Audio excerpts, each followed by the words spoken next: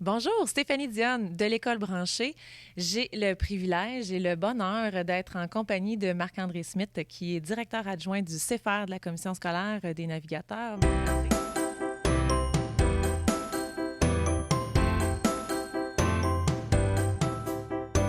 Peux-tu te présenter en Ben parlant oui, un peu de ton parcours ben et de oui. ce que tu fais au CEFER? Écoute, merci de m'avoir accueilli pour l'entrevue, premièrement. C'est apprécié. Plaisir. Puis, en fait, oui, je me suis destiné à l'enseignement quelque part quand j'étais au cégep. Je gérais un peu dans les salles, dans la salle des pas perdus du cégep Garneau, en me disant qu'est-ce que je pourrais bien faire de mes études postsecondaires, disons ça comme ça, là. Puis je me suis dirigé vers l'adaptation scolaire parce que j'ai toujours aimé faire les choses de façon créative, un peu intuitive, puis aller aider les plus démunis aussi. Donc, j'étais attiré par ce type d'enseignement-là. J'ai fait ma formation initiale en adaptation scolaire. J'ai travaillé dans, surtout au secondaire, là, mais dans des contextes des fois pas toujours évidents. J'ai rapidement été confronté là, à des jeunes qui avaient des défis sur le plan comportemental. J'ai été dans les centres jeunesse plusieurs années. OK. Euh, j'ai vécu des choses au niveau des centres jeunesse que je pensais pas vivre en faisant ma formation initiale à l'université. Puis, je me suis dit, je vais faire une maîtrise parce que j'en sens que j'ai le potentiel de le faire. Puis je voyais l'éducation d'un autre œil en étant dans une structure où c'est pas le côté scolaire qui est représenté, qui a la majorité de la représentation, c'est plus le côté santé et services sociaux. OK. Donc, je me suis dit, je vois que le point de vue administratif a un gros impact si on veut faire avancer des idées. Donc, j'ai commencé ma maîtrise, puis j'ai laissé ça là après l'avoir terminé parce que ma commission scolaire, les navigateurs, voulait partir un CEFER. Parce qu'il y en a plusieurs au Québec des CEFER. Il y en a actuellement 24. Et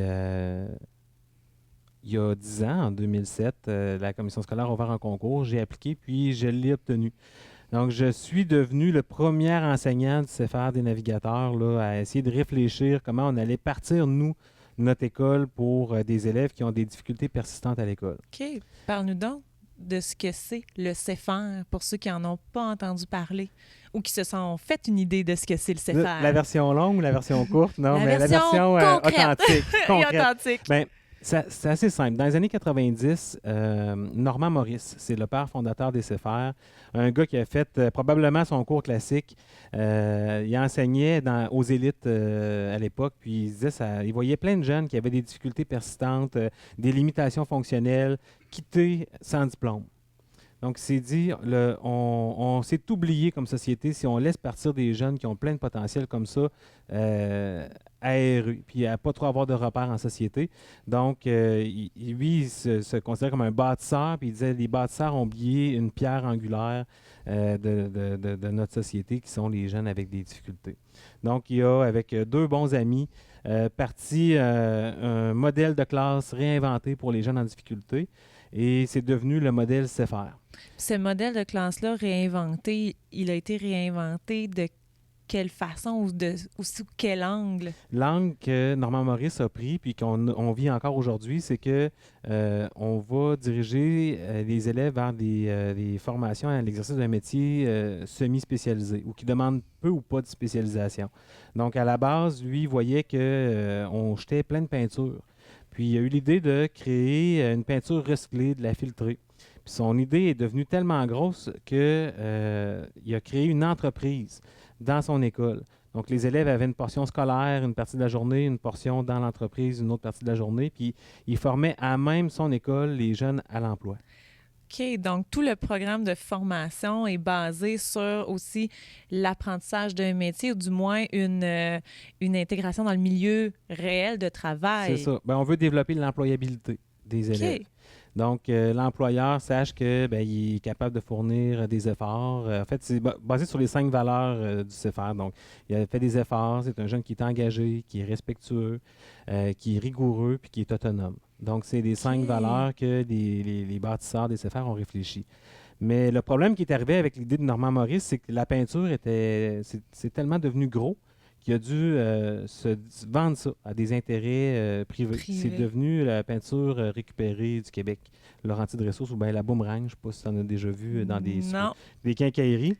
Puis ça s'est vendu quand même cher, cette entreprise-là. Puis il a créé un fonds de développement pour créer des initiatives comme les CFR. OK. Donc encore aujourd'hui, on a un fonds de développement pour les CFR qui est ailleurs, qui n'est pas dans une commission scolaire, qui nous a aidés, nous, en 2007, à partir un CFR. Donc, notre CFR, on a 5 secteurs d'activité. On avait 30 jeunes en 2007, on en a 130 aujourd'hui. 130, OK, wow. Puis, notre but, c'est d'accompagner les jeunes pendant 3 ans jusqu'à ce qu'ils obtiennent leur diplôme CFR, un diplôme qui est reconnu par le ministère de l'Éducation. OK. Mm. Wow! Ouais. Puis au niveau de... OK, il y a les apprentissages, il y a les valeurs qui sont au cœur de l'enseignement que vous donnez dans ces programmes-là. Mais hors ça, ce qui est surtout au cœur, j'imagine, de vos préoccupations, c'est que chacun des élèves découvre son propre potentiel, j'imagine. Bien, effectivement, nous, notre but, c'est que quand le jeune arrive, il y a 15 ans, puis il y a des difficultés persistantes à l'école. On ne veut pas se situer là, par rapport à son cheminement scolaire, là, mais il est plus que 2 ans de retard sur le programme régulier. Donc, on tasse un peu le niveau scolaire traditionnel, puis on a bâti une approche par projet. On part des intérêts de l'élève, puis on bâtit des séquences d'apprentissage qui vont répondre aux besoins de l'enfant, mais aussi aux besoins de formation en insertion professionnelle, ultimement, de OK. cette personne-là. Donc, OK.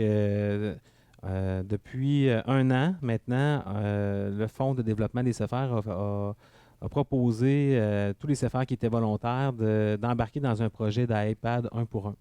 Oh! Donc, tous nos élèves qui sont rentrés cette année, on leur a remis un iPad, puis on a axé notre pédagogie sur le numérique parce qu'on pense qu'il ne faut pas oublier les élèves les plus démunis dans le système, donc qui ont des difficultés souvent persistantes. C'est important. Il y en a plusieurs qui ont de la difficulté en lecture, qui ont de la difficulté en écriture. Puis, il y a eu toute une série de reportages cet automne sur les diplômes bidons qui est au diplôme en carton. Donc, nous, on a fait venir la journaliste en question à l'école pour lui montrer le concret de qu'est-ce que les jeunes venaient chercher au CFR. Puis, ils ont vu qu'on travaillait pour éviter justement que les jeunes soient analphabètes fonctionnels, souvent même au plan technopédagogique, au plan numérique. Donc, on bâtit des repères solides avec nos jeunes. C'est super trippant. Et puis, on qualifie, en fait, on a à peu près 80% des jeunes qui vont chercher le diplôme. Fait que Wow! c'est en plein dans la cible ministérielle. Fait que on est vraiment fiers de ce qu'on fait au CFR des navigateurs. Ouais. On pense qu'on est innovant, puis on vise l'excellence. On vise l'excellence en étant aussi le plus équitable possible dans la distribution des ressources avec nos élèves. Fait que pour ça, c'est extraordinaire comme modèle. Ouais. Puis comment, comme directeur adjoint, vous accompagnez les enseignants à s'ouvrir à toutes les opportunités de changement? Là, ils ont les outils, ils ont des élèves, ils ont des projets. Qu'est-ce que vous faites pour les garder allumés, passionnés à toutes ces opportunités-là? Là? Premièrement, les enseignants qui veulent être dans un CFR doivent être volontaires. Donc, OK. volontaires à travailler avec des jeunes qui souvent sont à risque de décrocher. Hein, parce que avec des difficultés persistantes, tu es dans ta dernière année de scolarisation obligatoire, d'aller justement créer cet esprit-là de tu es capable d'aller chercher un diplôme, garder les élèves motivés. Ça, pour moi, là, c'est mon fer de lance au quotidien. Comment que les enseignants sortent de leur zone de confort? Au CFR, on travaille en tâche globale. Donc, on prend plusieurs groupes d'élèves, groupes normalement réduits, on les met ensemble, puis tous les enseignants travaillent collégialement avec les mêmes groupes d'élèves. Fait qu'on va avoir OK. 25 jeunes, 3 profs, 35 jeunes, 3 profs, qui vont intervenir avec les mêmes élèves en même temps dans la classe. Il n'y a pas d'horaire, il n'y a pas de cloche. Donc, OK. les projets se vivent avec les élèves, c'est une construction, co-construction des savoirs. Donc, ma job en tant que directeur, c'est de m'assurer que la tâche globale est respectée. Je fais des suivis hebdomadaires avec mon équipe. On essaie de travailler de façon collaborative aussi sur certains enjeux, puis on garde tout le temps le souci de l'élève en premier. Mais qu'il doit s'être établi un certain climat de grande ouverture et de probablement non-jugement entre les pairs puisqu'ils interviennent ensemble Ben, dans le bien des élèves qui sont au travers de... effectivement. Ce qu'on vit, parce que j'ai enseigné aussi au CFR pendant quelques années, avant d'être nommé comme directeur dans ce milieu-là. Puis, ce qu'il faut que tu acceptes, c'est que tu as le regard d'un autre professionnel sur même ta moment, pratique au oui. même moment. Donc, être en team teaching, mais c'est plus que du team. C'est souvent, on est 3 dans la même classe, Ouais. 4 périodes par jour avec les élèves, toujours en interaction, en co-construction, en copilotage. Un bout d'année, je peux faire du français, des maths. Le reste de l'année, c'est mon collègue qui va reprendre d'autres projets. Donc, il y a ce partage-là au niveau de l'évaluation aussi qui est super intéressant. Donc, en tant que direction, ben moi, je veille à ce que mes profs restent allumés sur les projets qui sont mis de l'avant avec les élèves, que ça répond aussi aux besoins de formation des jeunes. Mhm. Donc, que c'est stimulant, que c'est concret, puis qu'ils ne sont pas assis à se poser des questions, à dire qu'est-ce que je fais à l'école, je sais bien m'en aller, tu sais. Donc, c'est ça. Mon objectif, c'est de faire en sorte que les jeunes soient bien dans le milieu. OK. Oui. Parfait. Puis,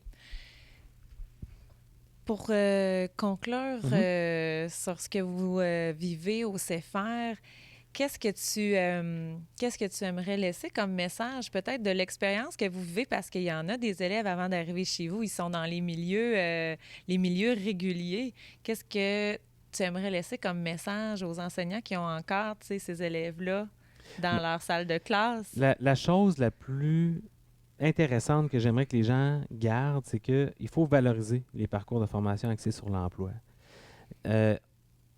Il faut prendre ces jeunes-là, c'est un apport considérable pour la société. C'est extraordinaire le côté créatif que ces enfants-là ont. Ils persistent tellement malgré les difficultés. C'est des exemples de persévérance au quotidien. Et pour moi, le message que je voudrais qu'on retienne, c'est on y croit à ce diplôme-là. Que les employeurs le reconnaissent au même titre que n'importe quel autre diplôme d'études secondaires. Parce qu'ils ont démontré qu'il y avait la rigueur pour aller chercher une diplomation qui était accessible. Ils l'ont fait, donc ils en sont fiers, mais valorisons-les comme société, on en a besoin. Donc, ce serait ça mon message principal pour les jeunes qui sont dans nos CFR au Québec. Dans les 24 CFR au Québec, c'est plus de 1000 élèves quand même, c'est beaucoup, là. C'est ça, exactement. C'est beaucoup qui ont beaucoup à apporter. Exactement, oui. Bien, merci beaucoup, Marc-André. Félicitations à ce programme-là puis à tous vos enseignants qui ont cette ouverture-là d'accompagner tous ces élèves-là vers la diplomation. Bien, merci. Merci beaucoup. Merci.